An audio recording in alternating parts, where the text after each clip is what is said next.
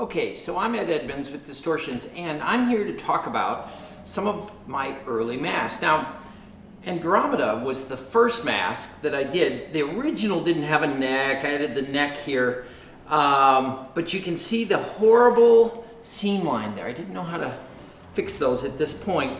The inspiration for the first mask, of course, there's a whole story about losing the costume contest and so forth, but that design actually came from the Outer Limits, the keeper of the Purple Twilight.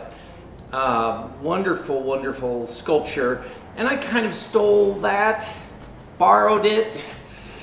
It was a total ripoff. Anyway, this thing with the person seeing above the eyes, that ended up being kind of a signature thing of Distortions. For whatever reason,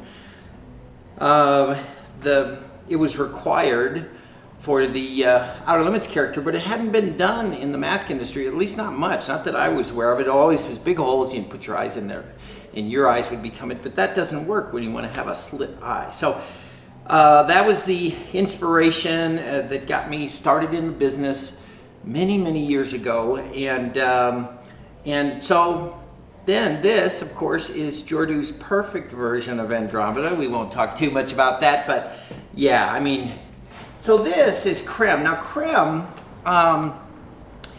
that whole thing, bald aliens, gotta love them. Especially if you've ever haired a mask, you'll understand why mask makers like bald monsters. What was unique about Creme was these glass eyes. And so, I'm gonna pop one of these out. So in order for you to be able to put in a glass eye, I had to make a perfect socket. And the way I did that, hopefully you find this interesting, but I had to sculpt in Chavant clay at the time, or no, actually it was Roma clay.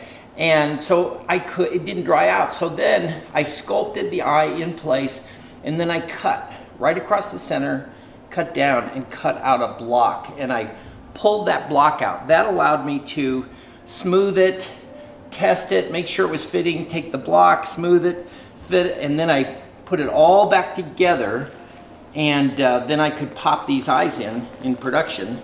And so that was an oddity for masks in the world, was glass eyes, and people really liked them. Now, this one to me works just as well, a lot simpler, but it's just a heavy gloss, and the eye is rubber, and so we use 5-minute epoxy to accomplish that. So that's the tale of Creme and Andromeda.